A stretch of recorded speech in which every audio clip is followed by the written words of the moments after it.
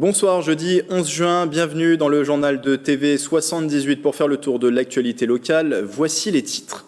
C'est la journée nationale des sapeurs-pompiers, événement pour leur rendre hommage. Une cérémonie était organisée ce matin à Versailles. Les pompiers des Yvelines qui ont repris il y a peu leur grève illimitée. Ils demandent une revalorisation de leurs primes de feu et des recrutements interviews.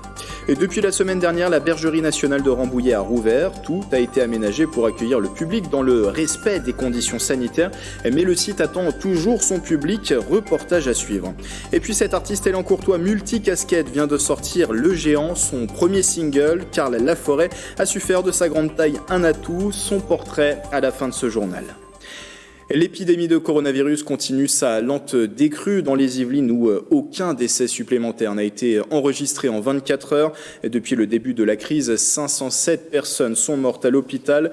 Au dernier chiffre qui date d'hier, mercredi, les hospitalisations sont en recul. 483 patients étaient hospitalisés, 28 placés en réanimation, soit 2 cas en moins entre mardi et mercredi. Dans le département, 2008 personnes ont été guéries de la Covid-19 après un passage à l'hôpital. Je vous le disais dans les titres, c'est aujourd'hui la journée nationale des sapeurs-pompiers, l'occasion de leur rendre hommage dans ce contexte particulier. Une cérémonie s'est d'ailleurs déroulée ce matin à Versailles en présence du commandant Stéphane Milot, nouveau directeur du service départemental d'incendie et de secours des Yvelines, et d'Alexandre Joly, le président du SDIS 78. Les pompiers du département qui ont pour rappel perdu l'un des leurs pendant la crise, Olivier Lugan, pompier volontaire décédé du coronavirus. Pompier, une profession en première ligne. Durant ces dernières semaines, 5000 interventions Covid-19 ont été effectuées dans les Yvelines. Après une légère accalmie, les soldats du feu en ont profité pour reprendre un autre combat, une grève illimitée. Entamée il y a un an, l'entretien est mené par Mélanie Poquet. Pierre Huys-Dupont, bonjour. Il y a tout juste un an, toutes les organisations syndicales se rassemblaient pour se mettre en grève. Pourquoi vous reprenez cette grève aujourd'hui ? Bonjour, effectivement, il y a un an, nous étions sur votre plateau pour déclarer un mouvement de grève national. Ce mouvement de grève national, nous l'avions arrêté pendant l'épisode de pandémie afin de faire face à nos missions à 100%, puisque c'est un peu la culture du sapeur-pompier. Aujourd'hui, malgré l'ensemble des décrets qui sont signés et des propositions gouvernementales, il n'y a pas d'avancée sur le sujet. Donc, de nouveau, nous allons battre le pavé parisien et les pavés des villes de province afin de rappeler simplement à l'État de tenir ses engagements. Si vous demandiez du dialogue social, le maintien de 2 commissions, une revalorisation salariale sur la prime de feu, est-ce que vous avez obtenu certaines satisfactions ? Donc aujourd'hui, nous avons obtenu des paroles. Donc il y a bien sûr 2 mouvements, un mouvement national sur le vecteur de la prime de feu qui est depuis des années bloqué. Il date de 1990. Et donc on avait demandé une évolution, nous avions obtenu par la rue l'évolution de cette prime de 19% à 25%. Donc aujourd'hui, elle n'est toujours pas mise en œuvre.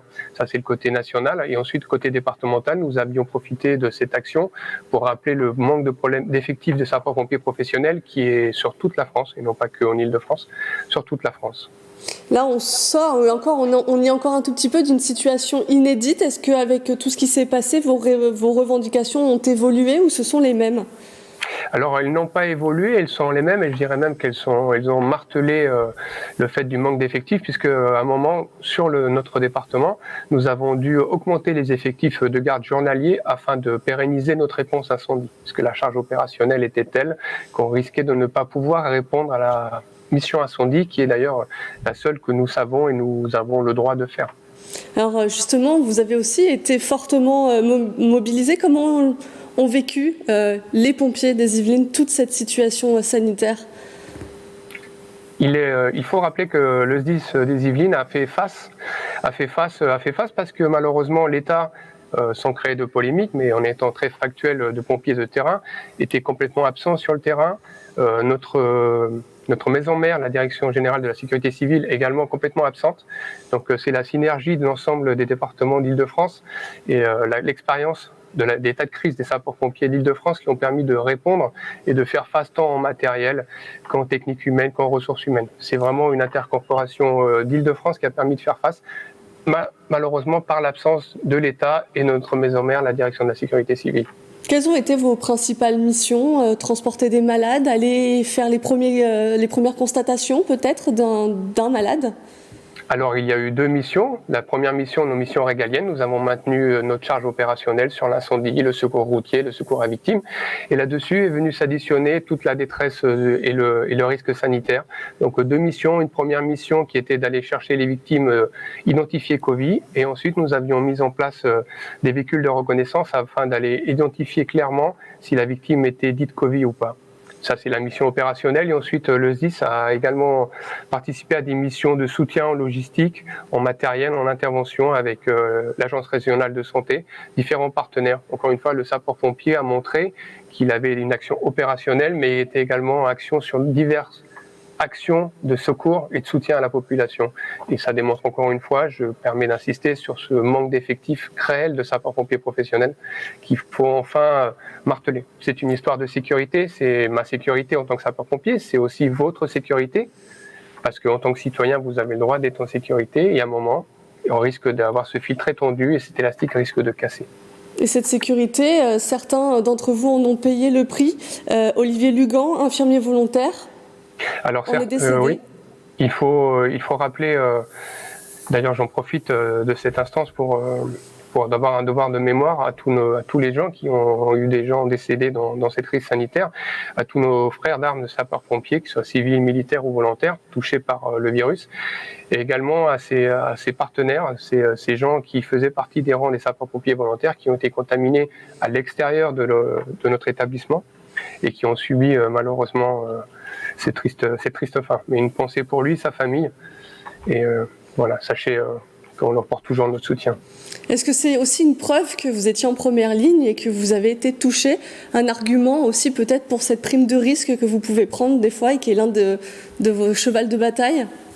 Alors, cette prime de risque, oui, cette prime de risque, on souhaiterait à 28%. Aujourd'hui, elle est annoncée à 25%.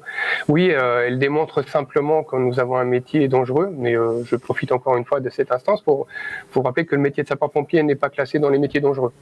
Voilà. Nous ne sommes pas un métier dangereux, malgré le nombre de morts que nous avons tous les ans, malgré les risques que nous prenons. Donc oui, cette crise sanitaire a également révélé de nouveau que les sapeurs-pompiers, comme beaucoup de corps d'État d'ailleurs, que ce soit la police, les différentes polices, les différentes fonctions, la santé, nous faisons face, malgré l'ensemble des politiques qui ont diminué toute la ressource de sécurité et de santé du citoyen français. Vous parlez donc d'actions qui vont venir, vous allez battre le pavé, des dates sont déjà déterminées? Nous allons sûrement rejoindre le mouvement du 16 juin avec la santé. Ils ont énormément souffert. Cette idée de donner une prime et une médaille, c'est un peu lamentable. Permettez-moi de prendre le terme, je sors un peu de mon devoir de réserve, mais sur un champ de bataille, oui, on va remercier d'une médaille, mais ce temps-là est révolu. Aujourd'hui, nous avons des gens qui sont sur le terrain, des infirmières qui ont vraiment œuvré au plus profond d'elles-mêmes. Elles ont été chercher très loin la ressource mentale et physique pour tenir cette médaille, cette prime. Je prendrai un parallèle. À une époque, à Rome, on faisait des jeux pour calmer le peuple. Aujourd'hui, on donne des primes et des médailles. La société a changé, c'est plus du tout le même acteur, les mêmes actions qu'il faut avoir. Merci Pierre-Louis Dupont, vous êtes le président du syndicat autonome des Yvelines.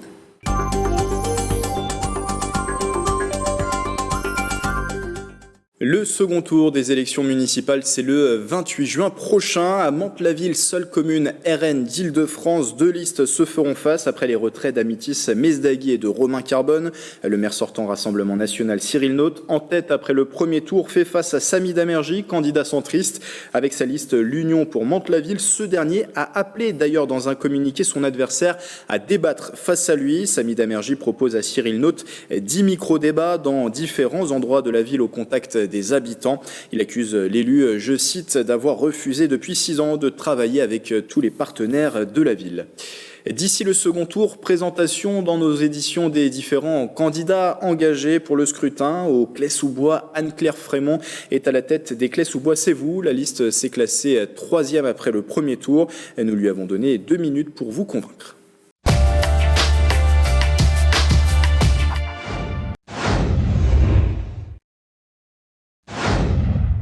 C'est une liste qui dépasse les clivages gauche-droite, une liste libre de toute pression politique, une liste citoyenne qui représente toutes les générations, tous les milieux sociaux, tous les quartiers de notre ville. C'est une liste qui a pour seule ambition l'intérêt général de notre ville et de tous ses habitants. Et c'est surtout une liste où l'intérêt, l'ambition personnelle n'a pas sa place. La pandémie que nous traversons aujourd'hui nous a montré l'importance de prendre soin les uns des autres et de vivre ensemble. Et justement, ça montre tout le sens d'un de nos points phares de notre programme qui est la citoyenneté et le vivre ensemble.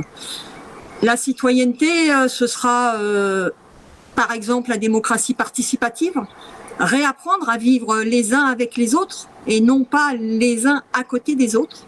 Ce sera aussi la mise en place d'un conseil intergénérationnel. Ce seront des moments festifs, des moments de convivialité. Et nous serons favorables à toute proposition d'habitants, de Cléciens, Cléciennes, allant dans ce sens du vivre ensemble. J'en aurai deux. Pourquoi deux ? Parce que, encore une fois, l'enseignement de la crise sanitaire que nous traversons a confirmé l'importance de la mise en place d'un plan communal de sauvegarde. Plan communal de sauvegarde qui permet justement des réponses préétablies, réfléchies à de futures crises. Mais également, je pense que c'était le souhait de beaucoup de Cléciens, la révision du PLU afin d'y intégrer la sauvegarde de notre patrimoine naturel et bâti qui sont l'identité de notre ville. À Rambouillet, comme pour les Claye-sous-Bois, les électeurs auront le choix entre 3 candidats pour le second tour. David Jutier est la tête de liste de Rambouillet en commun. Il est arrivé deuxième au scrutin après le premier tour. Présentation en 2 minutes.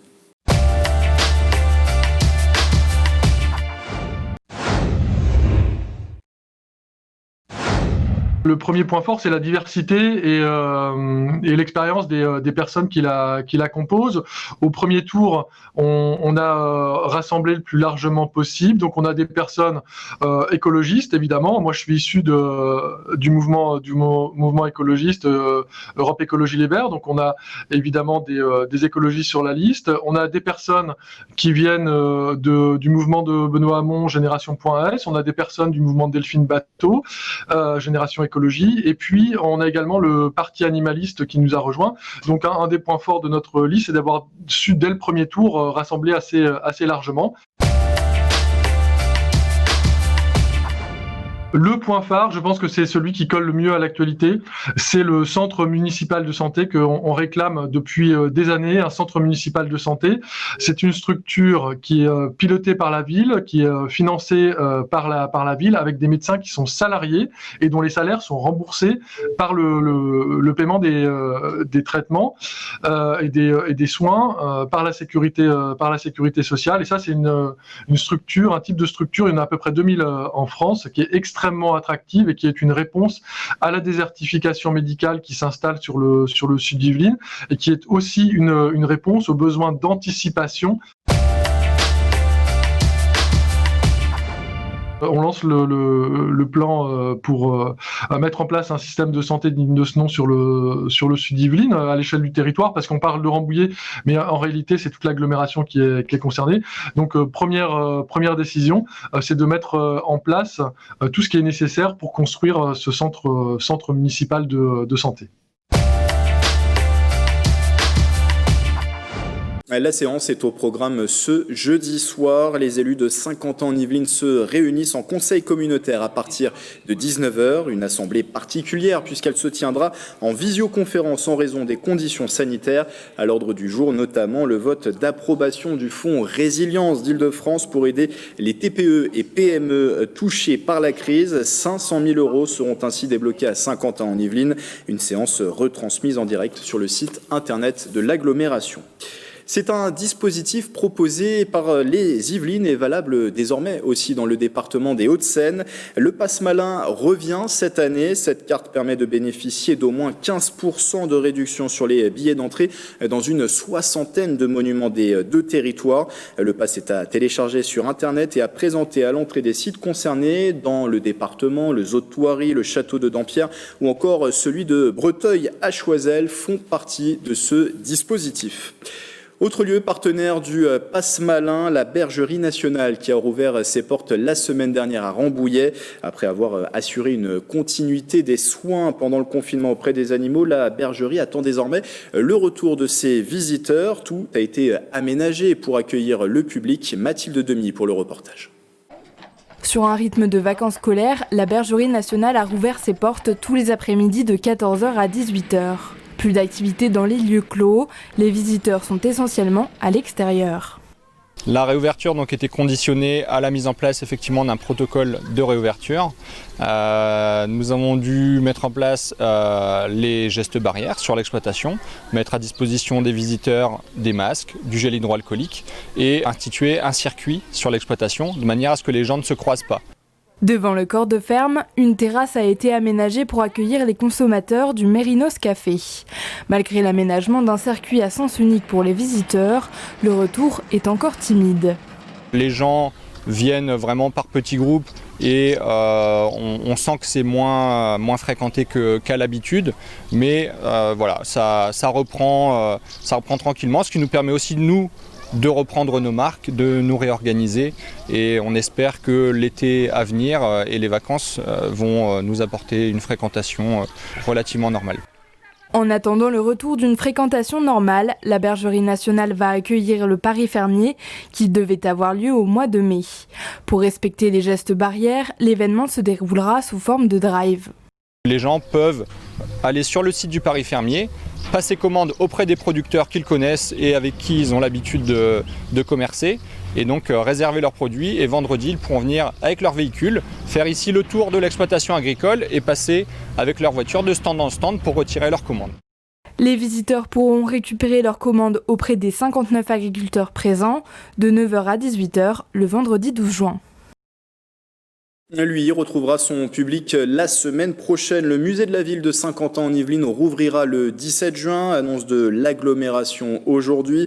Accès sécurisé et mesures sanitaires mises en place avec toujours au programme l'exposition Le siège se révolte qui met en avant une collection de sièges et canapés design. Elle est d'ailleurs prolongée jusqu'au 9 janvier 2021. Pour ce site, il faudra encore patienter jusqu'à la fin du mois. Réouverture le 26 juin pour France Miniature à Elancourt. Plus de 4 semaines ont été nécessaires pour remettre en état le parc après le confinement et réorganiser les lieux en adéquation avec les mesures gouvernementales. L'ensemble du parcours avec les 117 monuments est accessible. Côté attraction, seul le Cirque des Zinzins, l'expérience Fort Boyard, le chantier des Fouilles et Tepacap restent fermés jusqu'à nouvel ordre, tout comme le restaurant Les Provinces. France Miniature conseille l'achat de ses billets en ligne pour un accès garanti. Il a fait de sa grande taille son atout. L'artiste élancourtois Carl Laforêt vient tout juste de sortir son premier single, Le Géant, un artiste multicasquette que l'on a également pu apercevoir sur petit et grand écran. Son portrait signé par Aurélie Ronce. Je rentre dans du 32, mais je t'ai passé du lit. Je fais du 49, j'ai jamais trouvé de ski. Une chanson pour évoquer sa différence de taille. Carl Laforêt est un artiste élancourtois au profil atypique puisqu'il mesure 2,06 m. Tout de suite, j'ai vite compris que le basket, c'était pas pour moi. Malgré la taille. Voilà. En fait, j'ai fait du basket petit quand j'étais grand, à 12 ans, et en fait, j'étais pas très bon. Enfin, ça me passionnait pas spécialement, quoi. Donc j'ai vite arrêté.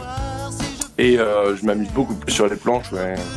Après avoir pris des cours de théâtre, Carl Laforêt investit le petit écran dans la série VDM et le grand écran avec le film Brise 3 en 2016. Aux côtés de Jean Dujardin, il joue le rôle de Carl le Géant.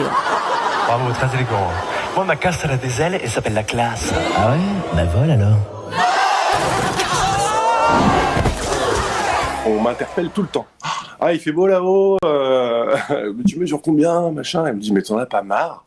Et je fais, bon, non, en fait, ça permet d'ouvrir la conversation avec les gens, donc c'est quand même super.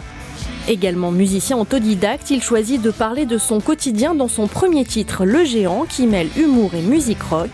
Le clip a été tourné en partie à Elancourt et a été finalisé pendant le confinement.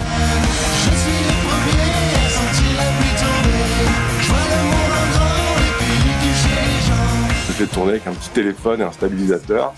J'ai appelé quelques copains qui m'ont dépanné pour tenir le stabilisateur de temps à autre. Mais voilà, donc je me suis baladé un peu dans les Yvelines, un peu partout avec mon trépied et mon téléphone.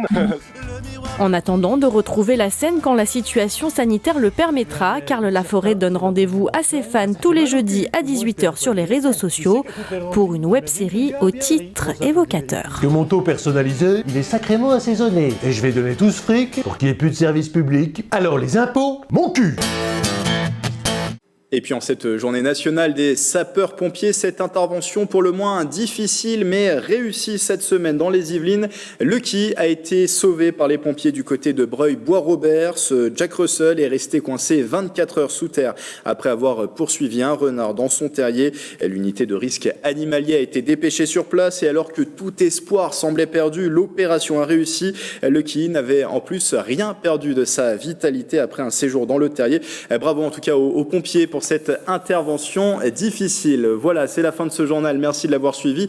Demain vendredi, ne manquez pas le 7-8 l'hebdo pour un condensé d'actualité de la semaine yvelinoise. Belle soirée sur TV78.